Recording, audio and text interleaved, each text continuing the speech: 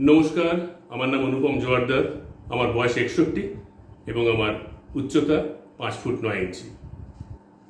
আমি বাংলাভাষী, আমার মাতৃভাষা বাংলা এবং কলকাতা নিবাসী। এছাড়াও আমি হিন্দি এবং ইংরেজি বলতে পারি, আর ভাঙা ভাঙা উর্দুও বলতে পারি। আমি একজন স্পোর্টস এনথুজিয়াস্ট। আমি খুব ভালো সাঁতারু, এবং মাছের মতো সাঁতার কাটতে পারি, এবং ভারতবর্ষের যে কমন স্পোর্টস যেগুলো সমস্তই আমি অলমোস্ট সবই খেলতে পারি। এছাড়া আমি একজন ভোরাসিয়াস রিডার, অল্প অল্প গানও করতে পারি কোনো রকমে। আর আমি গান শিখি। তবে আমার প্যাশন হলো সবসময় নতুন কিছু জানা বা শোনার চেষ্টা করা। আর সেই জন্যই আমার মনে হয় যে আমি বোধহয় একজন লাইফ লং স্টুডেন্ট, এবং আমি লাইফ লং স্টুডেন্ট হিসেবেই থাকতে চাই সারা জীবন, যতদিন বাঁচি। থিয়েটারের সঙ্গে আমার যোগাযোগ আমার স্কুল জীবন থেকে। আর মধ্যখানে আমি বেশ অনেক দিন হয়েছে যে আমার প্রায় 35 বছর আমি আমার অকুপেশনের জন্য থিয়েটারের সঙ্গে প্রত্যক্ষভাবে যোগাযোগ না রাখতে পারলেও আমি কিন্তু পরোক্ষভাবে যোগাযোগ রেখে গেছি, এবং দর্শক হিসেবে তো আমি সবসময় দেখেছি থিয়েটার, এবং থিয়েটারের সঙ্গে থেকেছি। আমি একটু তাড়াতাড়ি 56 বছর বয়সে আমি রিটায়ারমেন্ট নিয়ে নিই, এবং তারপরে আমি এখন ফুল টাইম এই ছায়াছবি, থিয়েটার, টিভি সিরিয়াল, আমাদের ওয়েব সিরিজ, শর্ট ফিল্ম, এসব নিয়েই আছি। কমার্শিয়ালসও কিছু কিছু করেছি। এই অভিনয় করার সুবাদে আমার এক ভারী সুন্দর অভিজ্ঞতা হয়েছে।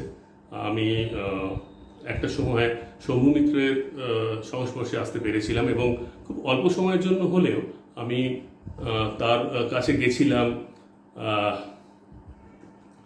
তার সঙ্গে কথা বলার সুযোগ হয়েছিল আমার। এবং আমি একজন থিয়েটার পার্সোনালিটি, একজন থিয়েটার স্টলওয়ার্ডের কাছে গিয়ে আলটিমেটলি আমি যেটা দেখলাম, যে আমি যখন ফিরে এলাম আমার মনে হলো আমি একজন ঋষির সঙ্গে বোধহয় সাক্ষাৎ করে এসেছি। এই এক অদ্ভুত সুন্দর অভিজ্ঞতা, এবং আমি যতদিন বাঁচব আমার মনের মণিকোঠায় এটা উজ্জ্বল হয়ে থাকবে।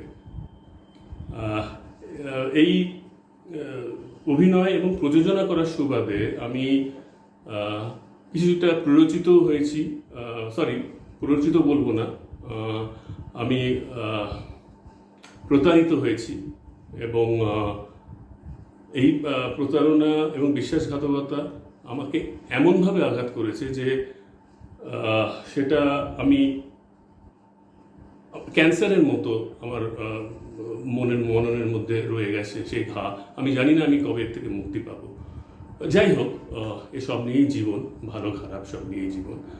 তবে একটা জিনিস আমি বিশ্বাস করি, যে মানুষের যে উন্নতি, মানসিক এবং আধ্যাত্মিক যে উন্নতি, সেই উন্নতির একমাত্র উপায় হচ্ছে কিন্তু শিক্ষা।